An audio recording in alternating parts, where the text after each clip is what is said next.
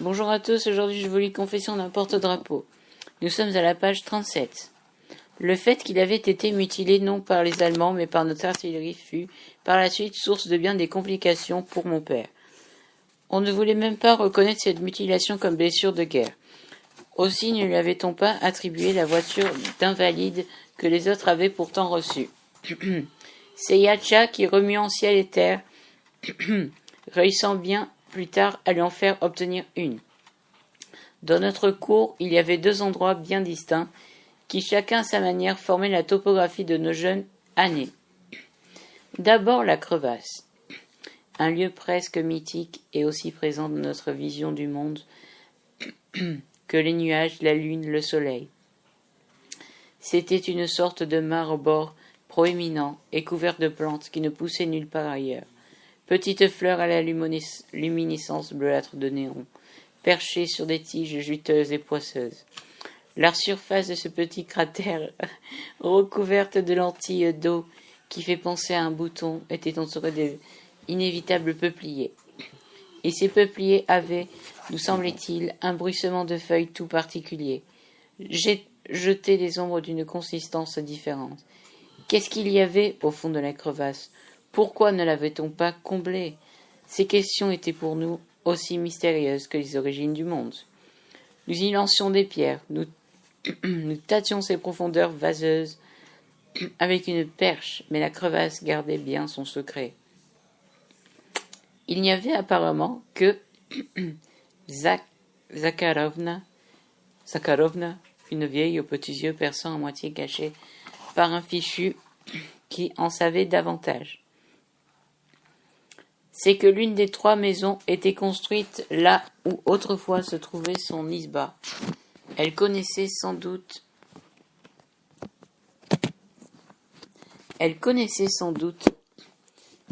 l'histoire de la crevasse, mais Zakharovna, personne ne l'ignorait, devenait de plus en plus folle. Et quand il arrivait à quelqu'un de l'interroger à ce sujet, elle souriait avec une malice démente dans le regard et répondait par une phrase tout à fait invraisemblable. « Quoi ? Vous avez péché ensemble et vous confessez à part ?» Et elle se mettait à glousser. Les gens haussaient les épaules. Quand on est fou, on est fou. Ou alors, quand on est con, on est con. Du reste, pendant tout l'hiver, c'est-à-dire la moitié de l'année, la crevasse perdait son aspect angoissant, sa surface gelait et se transformait en une excellente patinoire. En été, elle n'était pas non plus sans utilité. Parfois, à la table de domino, éclatait une bagarre. Quelqu'un avait-il triché ? Avait-on tué des mots ? Les hommes se levaient, jetaient les plaques par terre, se poussaient de l'épaule, s'empoignaient. Enfin, l'un d'eux lançait la réplique sacramentelle. « Et toi, viens voir un peu derrière la crevasse. Je vais te faire boire, espèce d'enfoiré. » Le mot de crevasse était un signal pour la cour tout entière. Les enfants interrompaient leur jeu, les rangées de babouchkas s'agitaient sur leurs bancs, des fenêtres ouvertes surgissaient.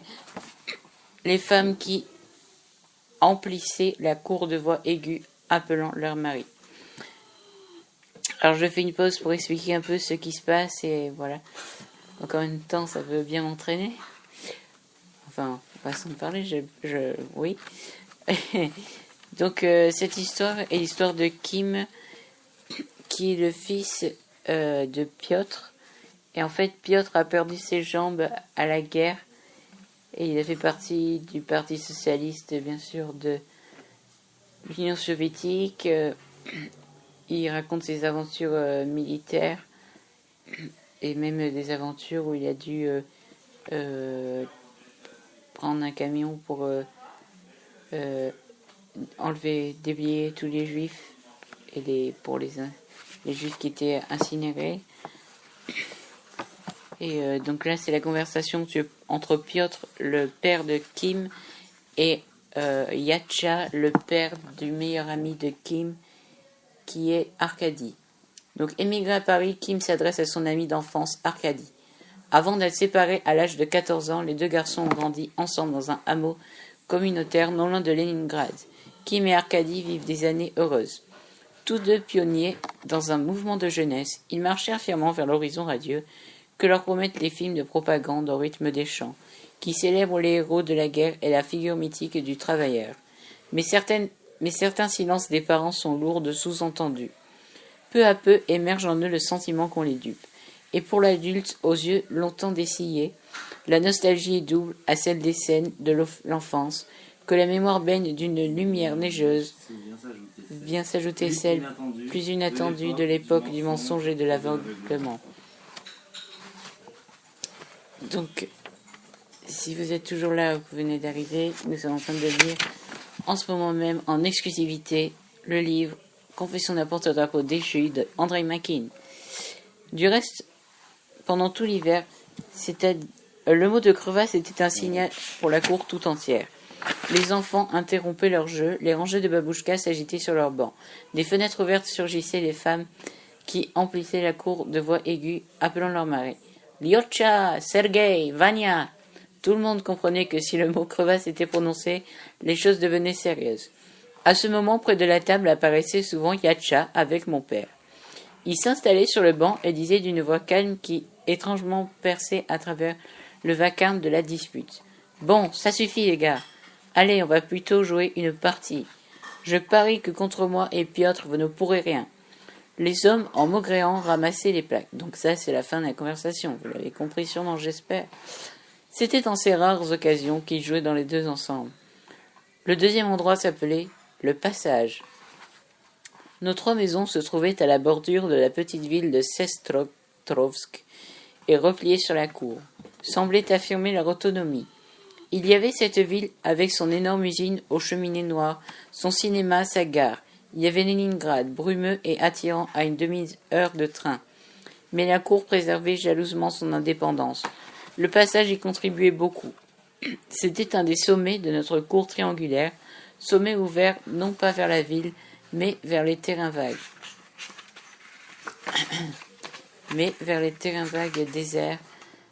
Déserts. Les deux autres sommets étaient depuis...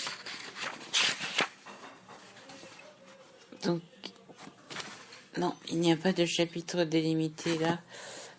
Les deux autres sommets étaient depuis toujours encombrés de remises en planches grises de bûchers. Il y régnait surtout, en hiver, une odeur d'écorce humide de clapier. Dans ces cahutes exiguës, les habitants des trois maisons gardaient leurs outils, élevaient des lapins et des poules, mais surtout accumulaient des vieilleries inimaginables qui, pensait-il, ne manqueraient pas de resservir un jour. De temps en temps, on découvrait qu'un des cadenas à l'une des portes avait été forcé. L'affaire enflammait toute la cour. On imaginait les scénarios les plus dramatiques.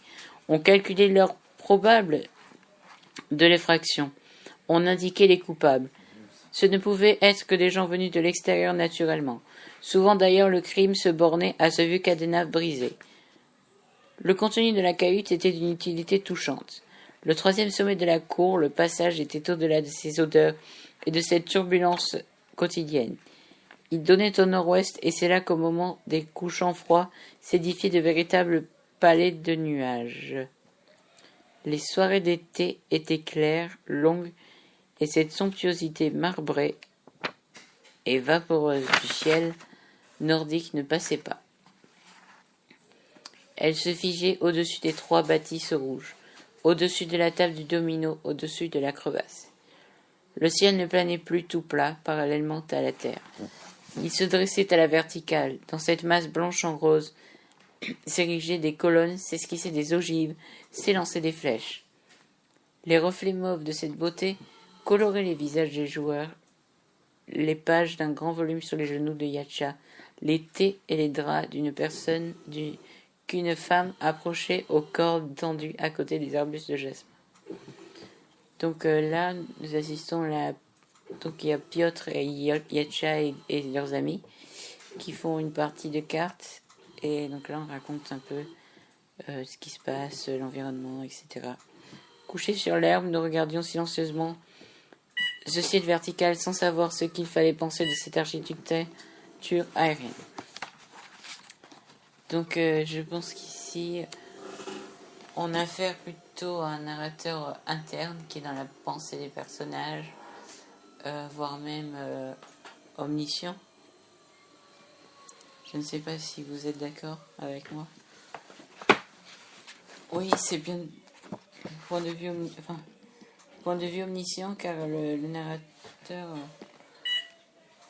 le narrateur est interne car il connaît les pensées du personnage, par exemple Kim, les pensées de Piotr et d'Yatia, mais ne connaît pas exactement les sentiments des personnages. Donc c'est un point de vue interne à lequel nous avons affaire et non omniscient. On savait que quelque part derrière les terrains vagues,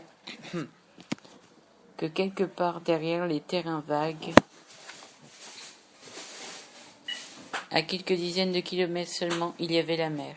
Une mer ouverte sur les pays inconnus. Toutes ces Angleterres, ces Amériques. Nous savions que leur existence cruelle et